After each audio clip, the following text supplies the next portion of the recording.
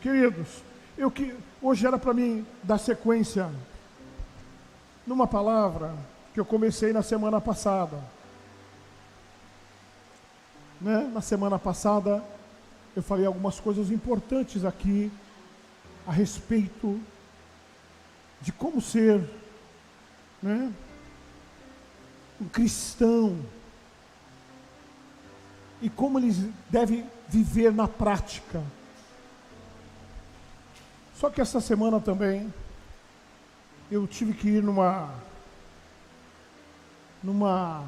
reunião de pastores. E Deus colocou no meu coração uma palavra que eu até ministrei para os pastores lá. E eu gostaria, queridos, de também compartilhar com você nessa manhã a palavra que nós compartilhamos lá. Porque ela foi tão importante para aqueles pastores e que eu tenho certeza que vai ser muito importante para a sua vida nesta manhã também. Quem estava comigo lá foi a minha esposa, o Joe e a Lali, o Júnior e sua família. Mas eu entendo que é muito importante o que eu falei lá, e eu creio que vai ser muito importante para a sua vida aqui nesta manhã também. E Deus vai preparando um outro momento para eu falar sobre as atitudes na vida cristã depois que você tem uma experiência de estar transformado, regenerado, com uma nova vida agora para viver a vida de Cristo neste mundo. Então hoje eu queria falar com você sobre qualidades de um crente. Acho que foi colocado aqui já. Qualidades de um cristão, né? Mas quem foi tão pequenininho ali, tão mirradinho. Você não sabe, mas o seu pastor não enxerga direito. Mal consigo ver a tela, quanto mais as letras.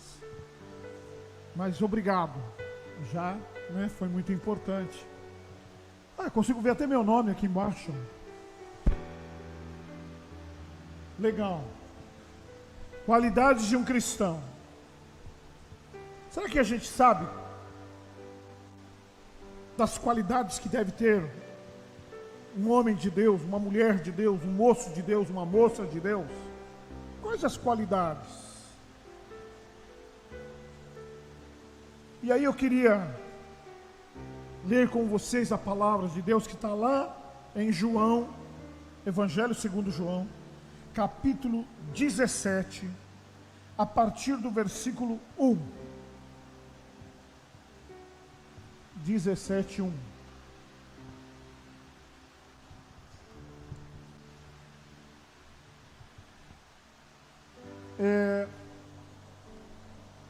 Este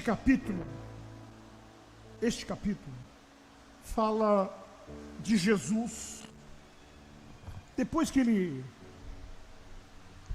Jesus estava terminando já o ministério dele na terra. Porque o livro de João é interessante, porque o Evangelho segundo João é escrito para a igreja, diferentemente de Mateus, que é escrito para os judeus, de Marcos, que é escrito para os romanos, de Lucas também, que é também um evangelho escrito para homens cultos, nos ensinamentos bíblicos. João escreve o evangelho para a igreja, e ele mostra Jesus preparando a igreja para anunciar o que ele iria fazer. Porque todos sabemos, Jesus veio para cumprir uma missão. Qual foi a missão que Jesus veio cumprir na terra? Quem saberia dizer? A missão que Jesus veio cumprir na terra.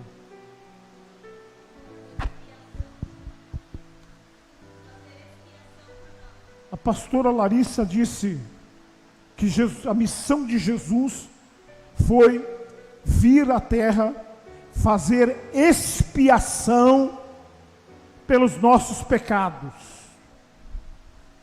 fazer expiação pelas nossas culpas. Quantos acham que ela está certa? Você está sem crédito, Larissa. Quantos acham que ela está errada? Vocês estão em cima do muro agora. Nem uma coisa nem outra.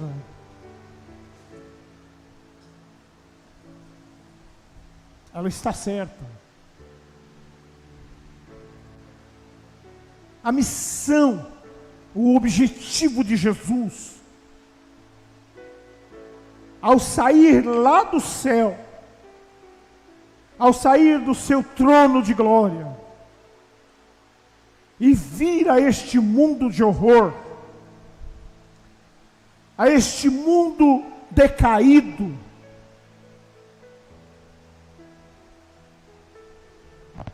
ele veio com um objetivo de resgatar o ser humano decaído, enganado pelo diabo, escravizado pelo diabo,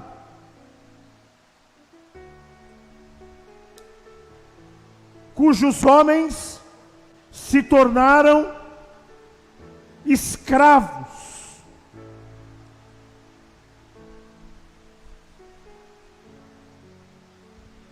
dominados, querendo ou não,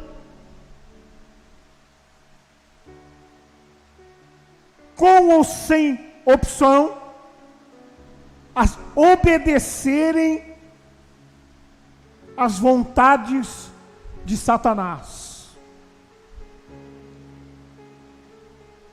A Bíblia diz que quando o homem pecou, ele se tornou seguidor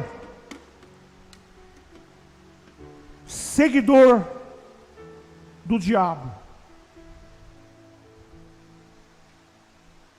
E a desobediência o colocou de tal forma submisso a Satanás, e o colocou numa condenação tão terrível, que a Bíblia diz que o salário do pecado é a morte. E todo ser humano que nasce uma vez, morre duas.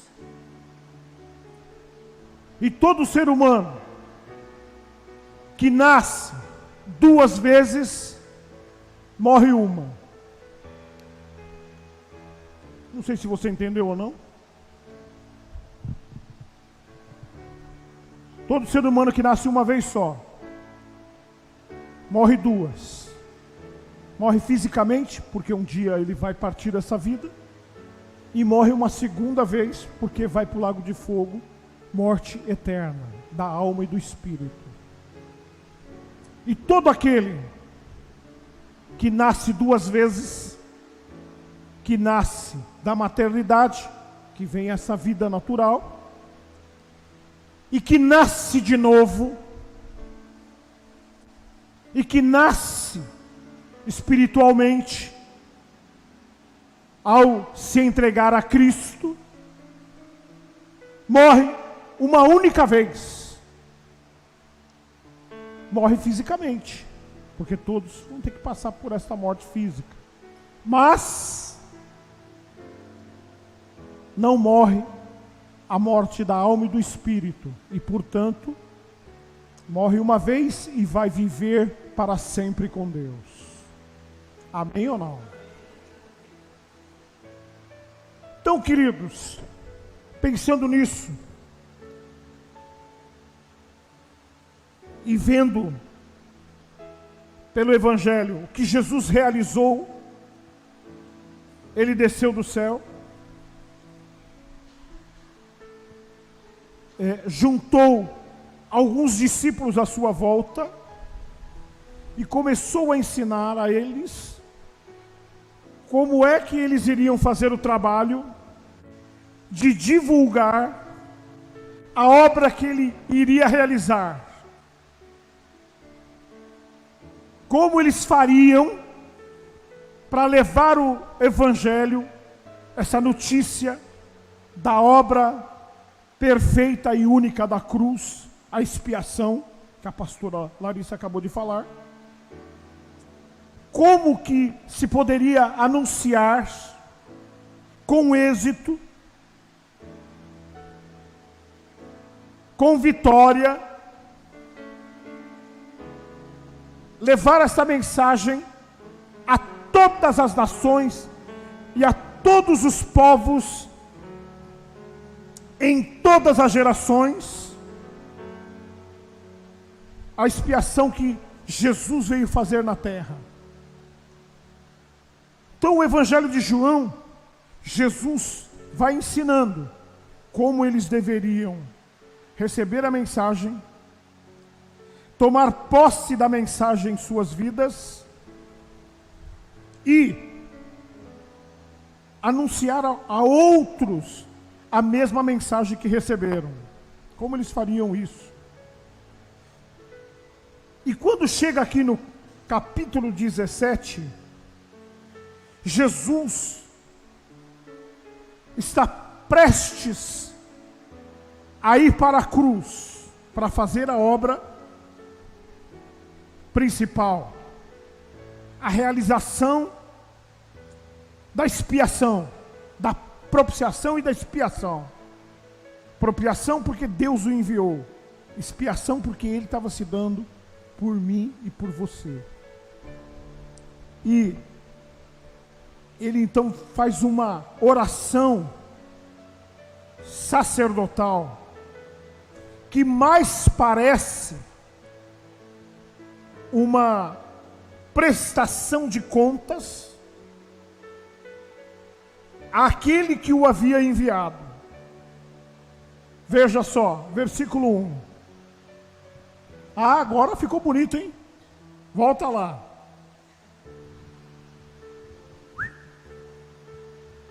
Qualidade de um cristão. Agora ficou bonito, obrigado. Agora ficou show de bola. Depois de dizer isso, Jesus olhou para o céu e orou: Pai, chegou a hora, glorifica teu filho, para que o teu filho te glorifique. Versículo 1. Esse versículo, ele é maravilhoso, porque neste momento de prestação de contas, Jesus já chama o Pai. Depois Jesus olhou para o céu e orou, dizendo: Pai, chegou a hora. Pai, Pai.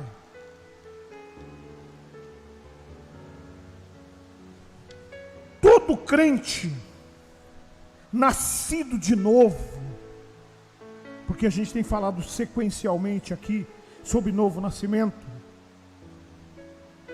Todo crente nascido de novo não é órfão.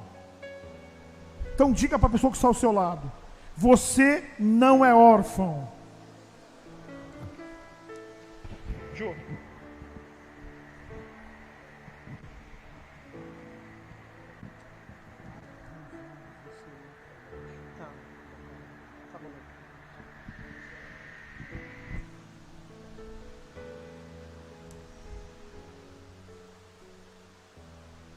Então diga para você, já disse isso para a pessoa que está ao seu lado? Então repita para ele ou ouça dele agora. Você não é órfão. Você não é órfão. Você tem um pai.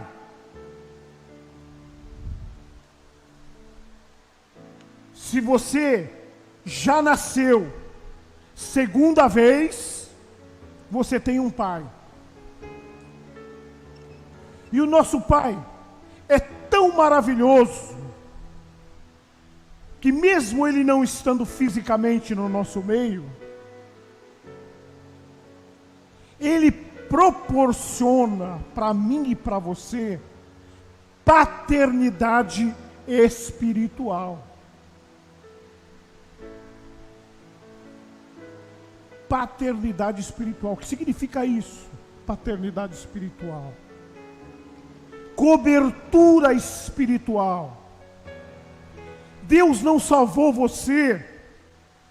Ele não fez expiação pelas suas culpas, para você andar sozinho,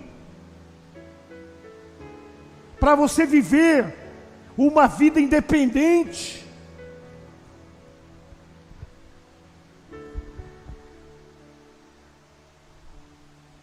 Quem quer independência, quem quer viver sem dar satisfação,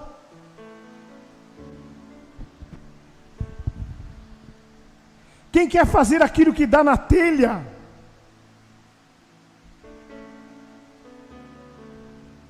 são pessoas que não têm experiência com Deus, que não têm uma revelação de Cristo na sua vida.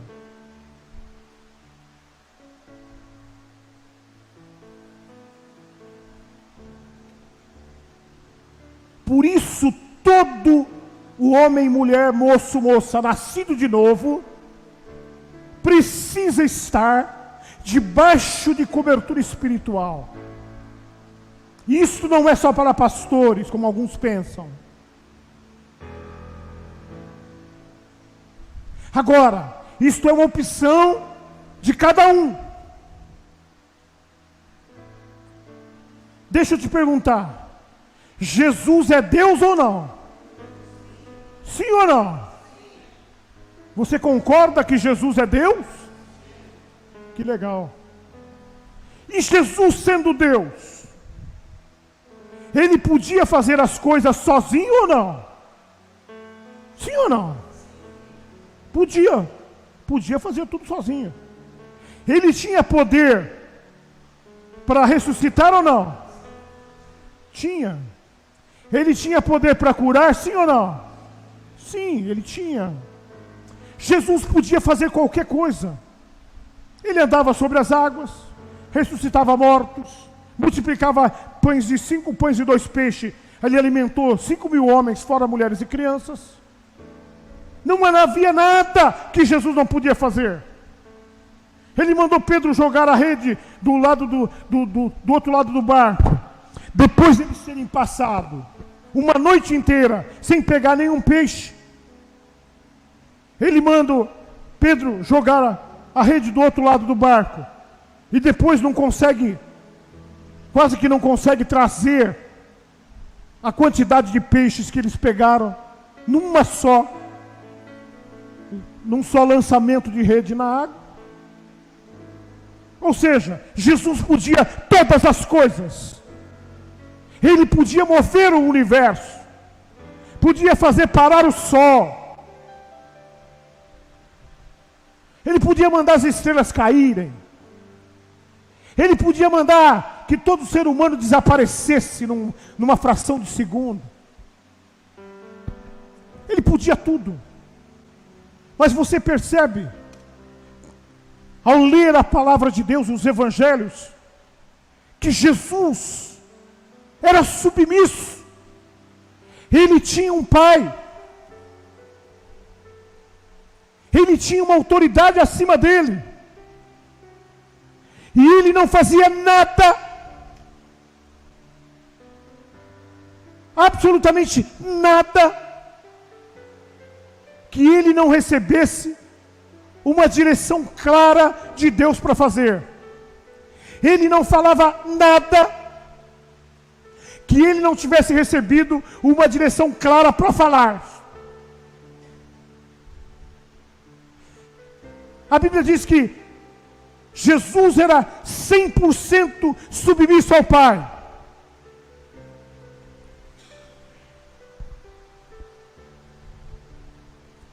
E ele saiu do céu, deixou seu trono de glória.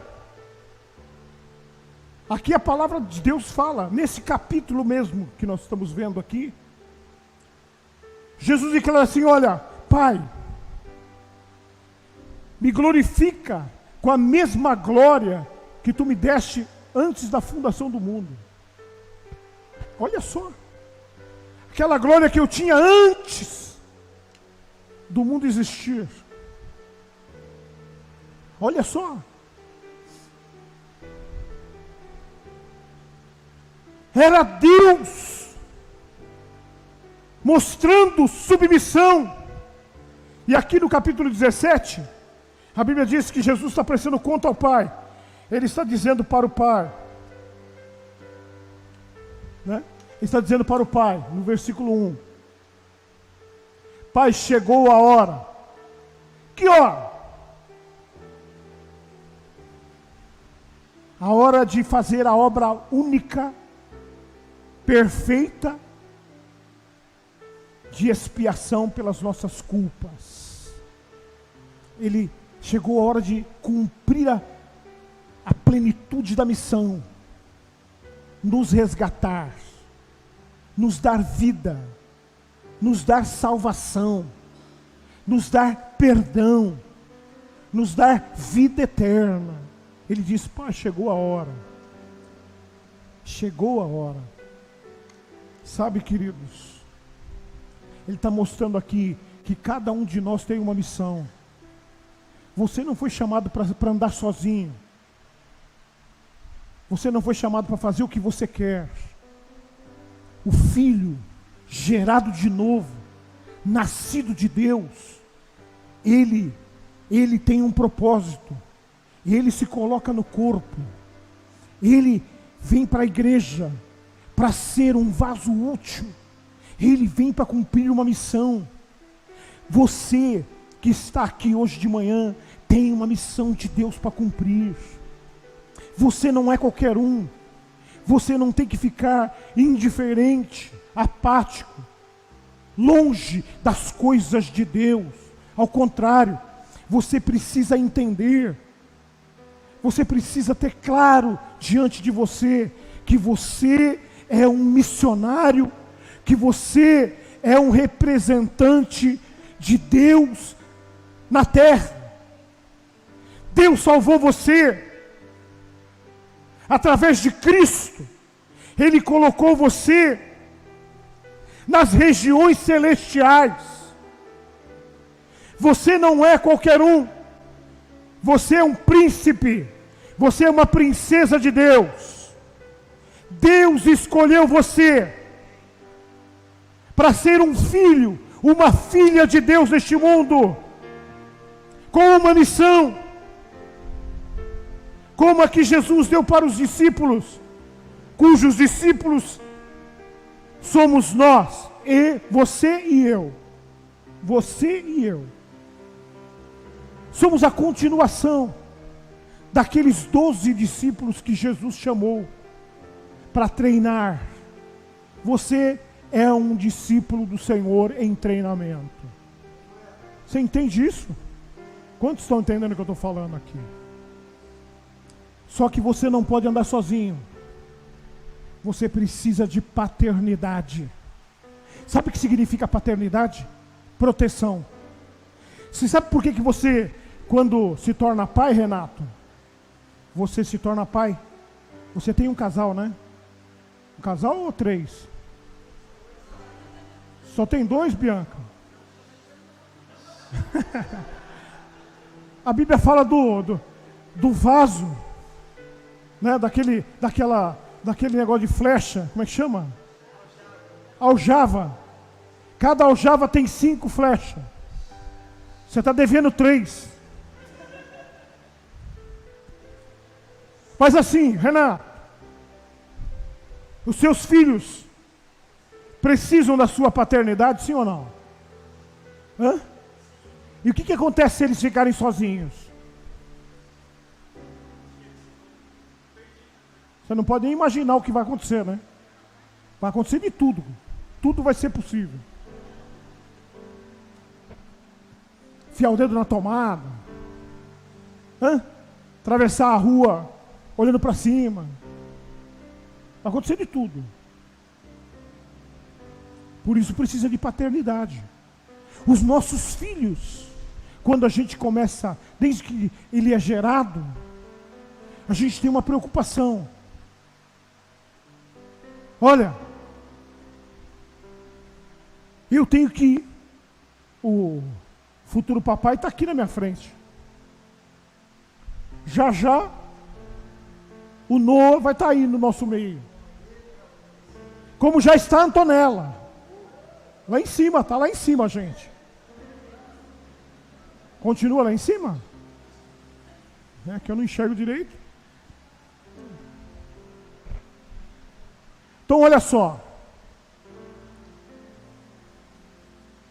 O Jonathan, quando a gente vê eles falando sobre o Noah, eles já estão pensando como vai ser o Noah. Eu já vi o Levi falando sobre a Antonella, de que ele quer o melhor para a Antonella lá na frente. Como a Antonella vai precisa de escola boa para crescer, com boa educação. Como ele precisa ganhar mais para dar uma melhor condição para a filha. A gente vê os pais já querendo guardar dinheiro para a faculdade deles. Já vi pai aqui falando, nossa, estamos guardando dinheiro para pagar a faculdade do nosso filho, da nossa filha.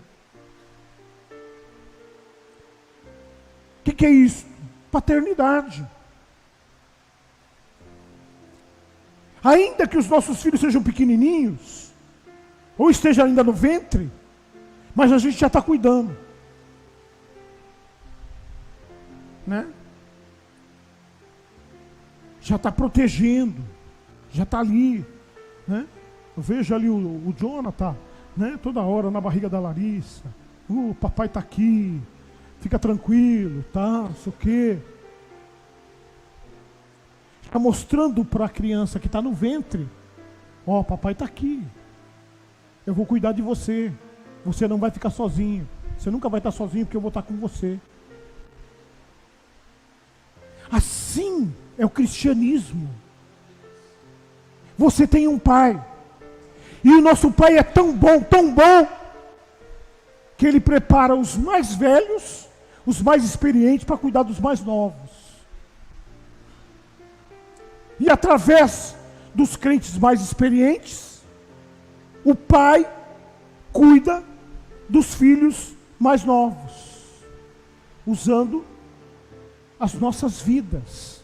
Por isso que a Bíblia diz que nós somos templo de Deus, casa espiritual, morada de Deus em espírito. Porque se Deus habita em mim, quando eu estou cuidando do Jonathan, Deus está cuidando do Jonathan através de mim. Deus não é um Deus que trabalha isoladamente com cada um. Não, eu vou cuidar de você, você não precisa de pastor, você não precisa de irmão, você não precisa de ninguém, eu vou cuidar de você. Eu vou descer do céu aqui, vou bater na sua porta, vou levar a comida que você precisa, vou lá bater na sua porta e vou te dar o dinheiro, pessoalmente. É assim que funciona? Sim ou não? Não. Não.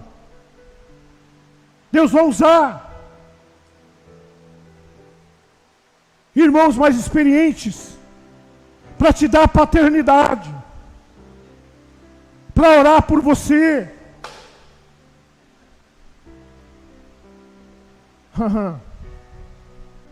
Qualquer dia desses. Qualquer dia desses. Sabe, queridos, Ele vai usar pessoas para cuidar de você, para cuidar de mim, para cuidar de nós. Eu e a minha esposa somos pastores dessa igreja. Será que nós precisaríamos de alguém para ensinar o que nós devemos ou não fazer? Qual a decisão a tomar ou não tomar? Precisaríamos ou não? Não, sou presidente da igreja, pastor presidente. Ô Júnior, eu sou o pastor da igreja, né? Pastor não é júnior, é sênior, né? O pastor mais velho, mais experiente. Não sei se eu sou mais experiente, mas mais velho, eu quase certeza que eu sou. Pelo menos na maioria. Então, queridos, Deus me usa minha esposa como casais para cuidar de alguns líderes aqui, de alguns pastores, para dar a eles paternidade. Assim como eu e ela recebemos paternidade do apóstolo Ricardo e da bispa Débora. São níveis diferentes de cuidado,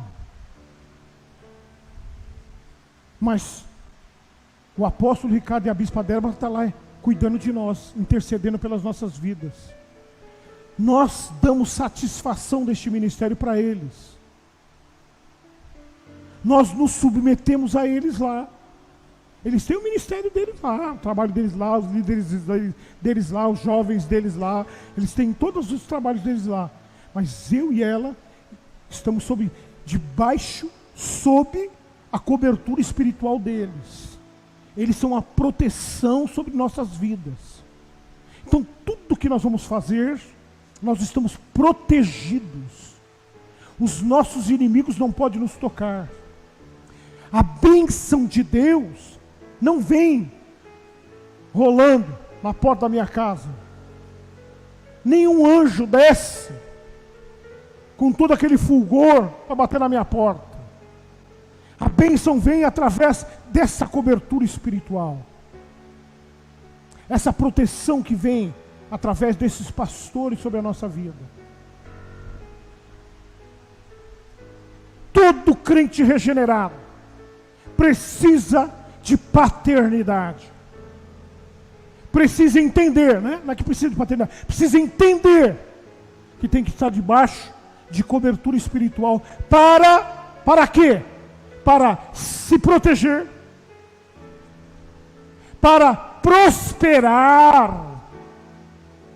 Não pense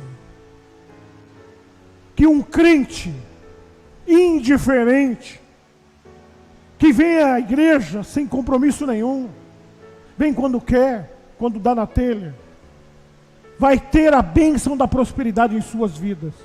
E por isso, tem muito crente que acha que, porque dá o dízimo na igreja, já tem a proteção. Não é verdade.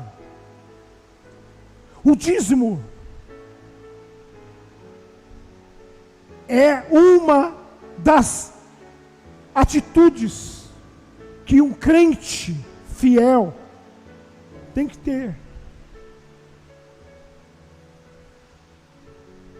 Um filho obediente, um filho que teme ao Senhor.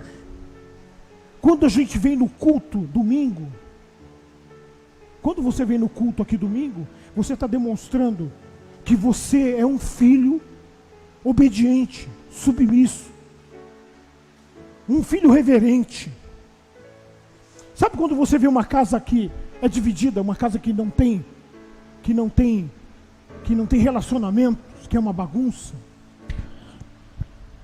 Quando você chega numa casa onde os pais não comem junto com os filhos não comem junto com os pais. Cada um pega seu prato e vai comer, um vai comer na sala, outro vai comer na cozinha, outro vai comer no quarto, outro vai comer lá fora. Um come às 8, outro come às 9, outro come às 5 da manhã. Não tem a menor preocupação de ter uma refeição juntos. E normalmente, casas que agem dessa forma, famílias que agem dessa forma, têm problemas. Tem problemas. Eu sempre fiz uma refeição com os meus filhos, com a minha esposa e com meus filhos. Às vezes eles queriam até comer na sala. Ah, vamos comer na sala, por isso, por aquilo. Não. É na mesa. Todo mundo sentado na mesa para comer. Sempre foi assim. Ah, tinha casos e uma situação ou outra. Claro, a gente não é robô. Mas a exceção é uma coisa, a regra é outra. Via de regra, todo mundo na mesa. E hoje, meus filhos já são casados. Mas eles mesmos têm a preocupação, pai, domingo a gente vai almoçar com o senhor. Outro, pai, vem na minha casa para a gente almoçar. Sempre buscando uma situação para a gente estar junto, sentar na mesa e comer juntos. Sabe por quê? Porque isso virou uma realidade, não só na nossa vida, mas na vida dos nossos filhos também. E já queremos passar isso para os nossos netos também. Para eles saberem desde o berço que família tem que estar junto. Pai com os filhos e os filhos com os pais. É assim que funciona. Paternidade. Porque isso vai dar muito resultado na minha e na sua família. Amém, Jesus, ou não? E na própria igreja do Senhor. A igreja de Cristo só vai crescer e expandir quando nós entendermos o poder da paternidade. O poder de andarmos juntos, submissos uns aos outros. Nós vamos falar aqui, ou de domingo ou de quarta, ainda não sei, mas nós vamos falar sobre os mandamentos recíprocos. Uma necessidade no corpo, como um tem que cuidar do outro. Um novo mandamento vos dou, disse Jesus. Ele falou assim, um novo mandamento vos dou, que vocês façam o seu dinheiro multiplicar e fiquem muito ricos. Um novo mandamento vos dou, que vocês devem pisar nos pobres, para ficar bem rico. Mas ele diz o quê? Um novo mandamento vos dou, que vos ameis uns aos outros. É o cuidado. Quando a Bíblia fala de amar uns aos outros, ele está falando assim, cuidem uns dos outros. Cuidem uns dos outros, porque isto vai atrair a bênção de Deus sobre vocês. Jesus era Deus. Por que ele falou isso? Por acaso? Só para ser mais um ensinamento? Ou ele estava dando a chave da bênção? Quando ele diz, amai-vos uns aos outros, ele está dizendo, a chave está aqui, ó. Você quer prosperar? Quer ver a sua história dar certo? Quer ver a sua vida dar certo? Ame uns aos outros. E você vai ver a glória de Deus na sua vida. Amém ou não? Outra coisa, segundo ponto. Segundo ponto. Deixa eu pegar aqui meu óculos, achei. Segundo ponto, queridos.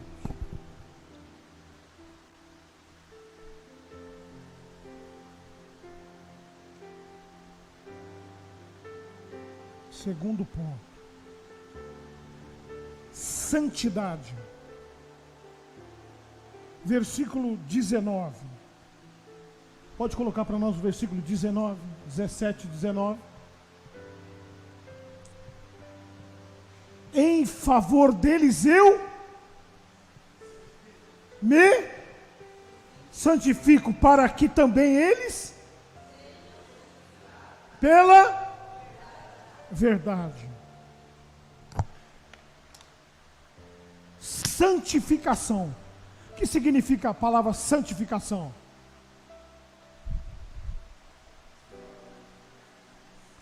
Vai, pastores, vai aí.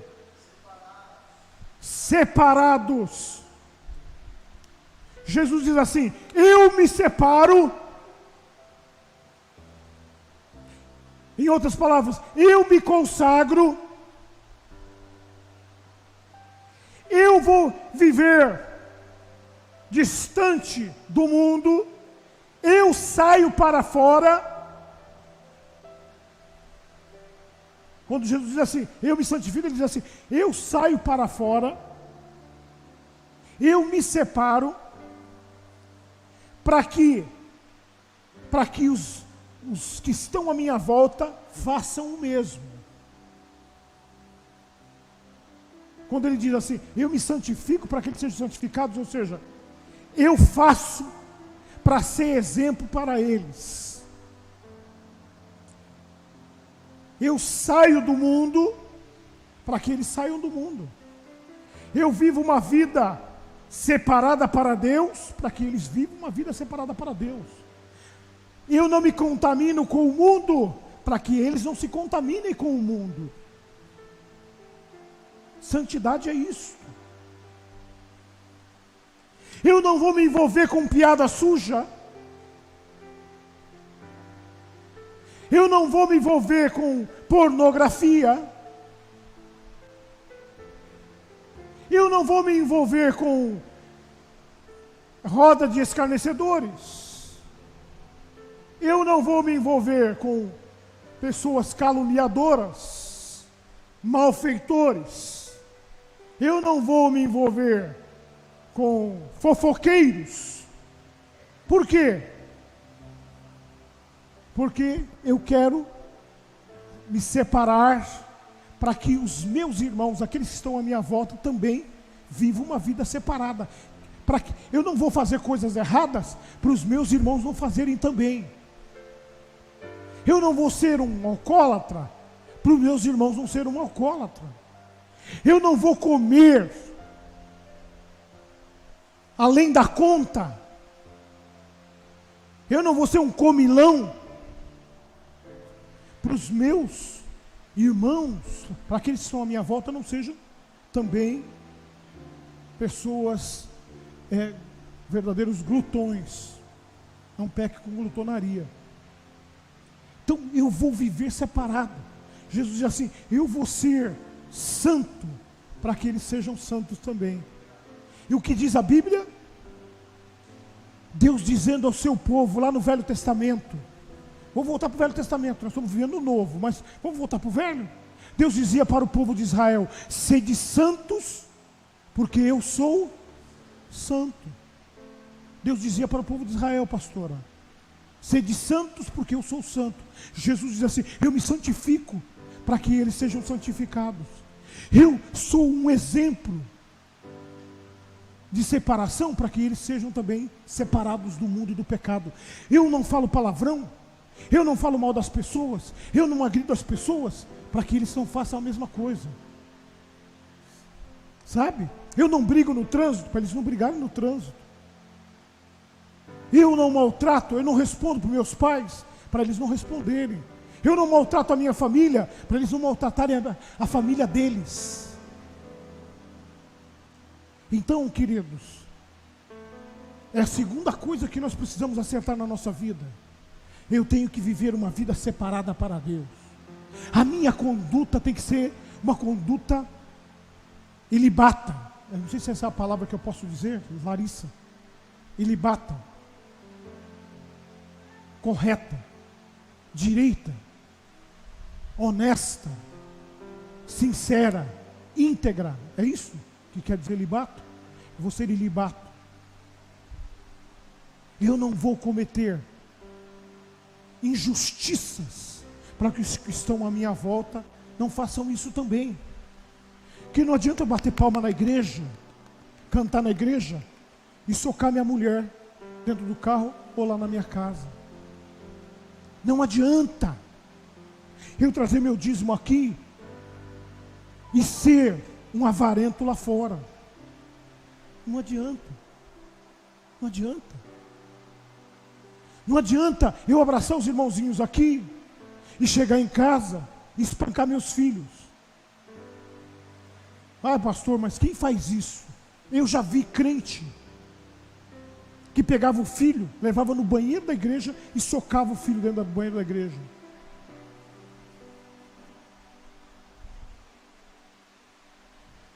Tem pastor que prega no púlpito e desce do púlpito, é um sem vergonha, um canalha.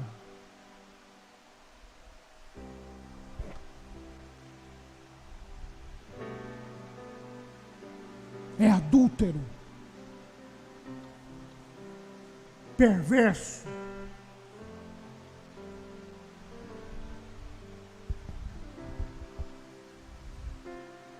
Eu me santifico para que eles sejam santificados. Tem que viver uma vida separada, queridos. E ser separado não é fácil, porque o mundo te oferece uma bandeja cheia de opções, de coisas que não prestam. Te oferece um punhado de manjares que te leva para a morte, que te impede de prosperar, que te impede de crescer. O diabo está sempre trabalhando para te deixar isolado. Sabe como que o diabo Sabe como que um leão pega a sua presa? Pode pegar os filmes de animais lá, né? Tem algumas pessoas que gostam de assistir. O leão nunca entra no meio de uma manada e sai catando o primeiro que está lá na frente. Ele fica bem de longe, deita na grama e fica olhando para ver qual que vai ficar para trás. Ele vai vendo que do rebanho, do gado, o último, tem um que é mais lento, ele vai ficando para trás. Aí ele vai rasteiro, até chegar próximo. Aí enquanto o grupo está para frente, ele pega aquele pum no pescoço, já era. O diabo não é diferente. A Bíblia mesmo fala que o diabo, que ele ruge, que o diabo ele anda ao nosso derredor, né, buscando quem possa tragar. Então ele fica procurando oportunidades, tentando achar um momento que você está se isolando, ao não estar se santificando, ao não estar se separando para Deus, ao não estar buscando as coisas de cima, as coisas do alto, mas se deixando levar pelas concupiscências da carne. Toda vez que você busca as coisas que se satisfazem a carne, você se afasta de Deus, e isto não é bom. Vai te levar a pecar e a se distanciar de Deus. Tem algumas pessoas que chegam para mim, já diversas vezes, estou cansado de ouvir isso. Chega para mim e fala assim: pastor, teve uma pessoa que saiu da igreja, e sabe, ela falou para mim que o pastor, né, usou a palavra, o pastor, eu saí da igreja, o pastor não me ligou. O pastor não me ligou. Eu saí da igreja e o pastor nunca fez uma ligação para mim.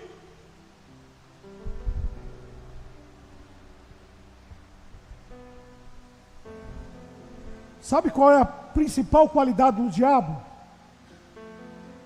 A mentira. O diabo é pai da mentira. Nunca uma ovelha saiu da igreja aqui sem que ela fosse procurada antes de ficarem para trás. Ah, reloginho abençoado.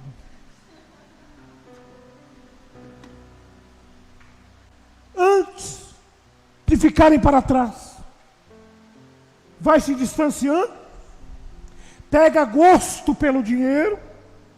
Olha como a coisa vai. Preciso trabalhar muito, preciso ganhar dinheiro.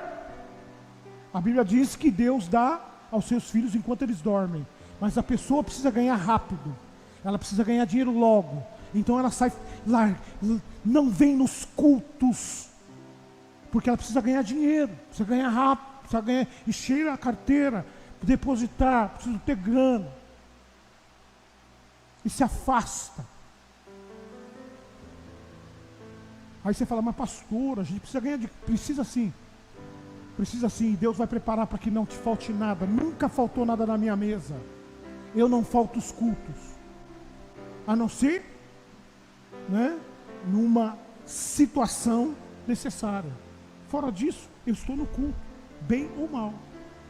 Essa semana, eu e a minha esposa, ajudando nossos filhos a fazer as coisas que eles precisavam fazer. Desde quarta-feira ficamos sem luz. Até ontem de manhã cedo. E quando nós achamos que estava resolvido o problema, depois que saímos daqui, da igreja, chegamos em casa, não tinha luz de novo. Estava tudo apagado. E hoje eu estou aqui na culto. 4 dias sem... Tomei banho, viu, queridos? Tomei banho de água gelada, tomei banho na casa do genro. Mas eu tomei banho. O cara fala assim, então é esse, aquele cheirinho que eu senti ali, né? Não, não é bem isso não, mano. Não vai nessa não. Então assim, queridos, o diabo é pai da mentira.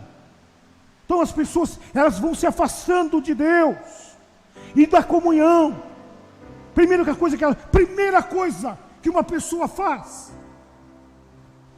para se afastar de Deus é sair debaixo da cobertura espiritual. A segunda é se contaminar com as coisas do mundo. Ela prefere assistir um filme do que vir na igreja. Ela prefere fazer caminhada do que vir na igreja no culto de manhã. Ela prefere fazer qualquer outra coisa do que vir adorar a Deus na casa do Pai. E qual pai fica feliz quando o filho não está na sua casa? Nosso Deus é diferente. Foi Ele que nos ensinou a ser pai.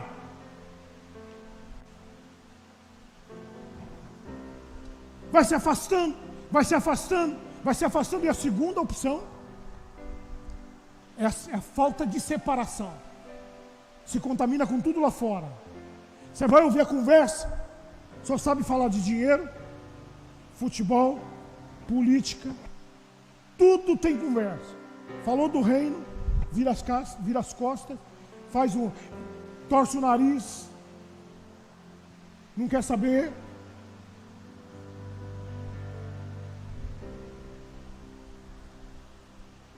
Vai se afastando, e o diabo está de olho. E o diabo, como leão, sem dente, é verdade.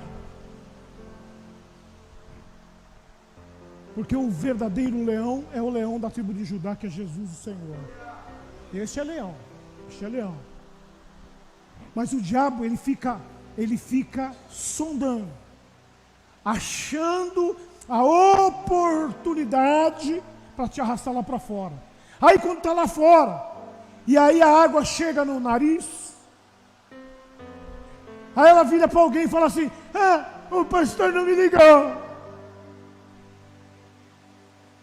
Ué, quando você estava no corpo, quantas vezes o pastor falou para você, não se afaste, se santifique, se submeta, tenha cobertura espiritual? Quantas vezes foi falado isso para você? Você não levou a sério.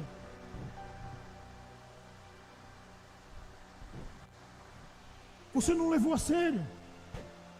Brincou com as coisas de Deus. E agora que você está lá fora, aí você quer achar um culpado e põe a culpa no pastor, ou põe a culpa no líder de célula, ou põe a culpa num dos pastores da igreja.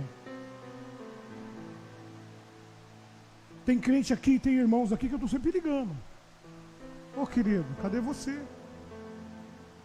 Os da minha célula, a gente liga lá na célula. Você vai estar na célula? Vem estar na célula. Vem estar com a gente. Aí parece que o pastor precisa de mim. Então eu não vou, só para deixar ele na pior. Como se eu precisasse, necessitasse da sua audiência. Não preciso da sua audiência, querido. Eu preciso da audiência dele. Eu preciso da audiência de Deus. Agora, Deus quer que eu cuide de você, que os pastores cuidem de vocês, mas vocês têm que se submeter a esses pastores, têm que ter o maior interesse.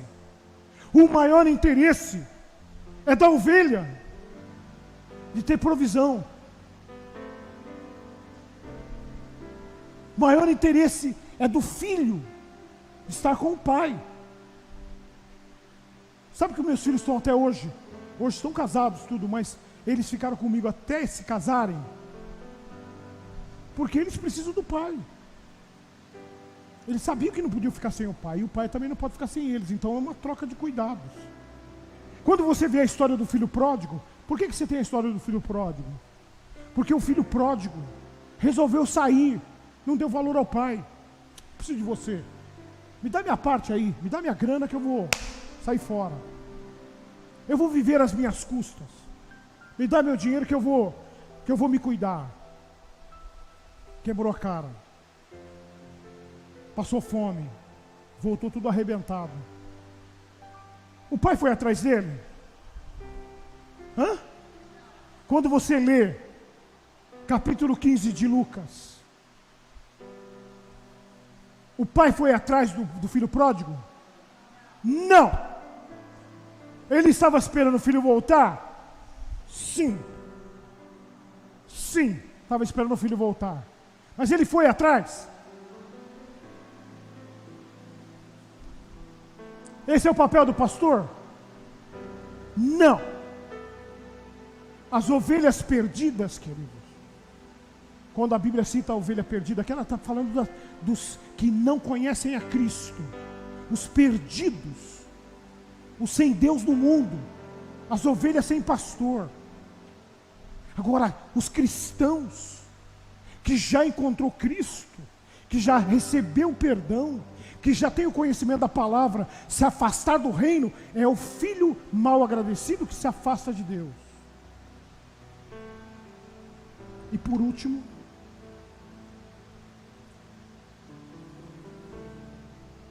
paternidade, santidade e amor. Por último, o amor.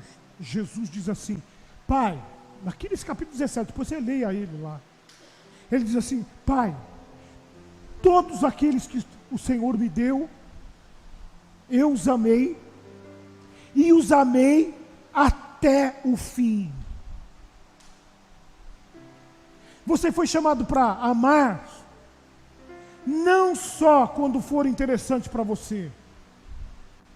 Eu amo o irmão, porque o irmão é legal comigo, me recebe na casa dele, faz um jantar, faz um churrasco lá no almoço, então esse irmão é maravilhoso. Agora aquele irmãozinho lá que vai na igreja e malemar me cumprimenta, esse eu estou fora. Jesus amou Pedro, mesmo Pedro tendo negado ele 3 vezes. Jesus amou Tomé, mesmo Tomé duvidando dele.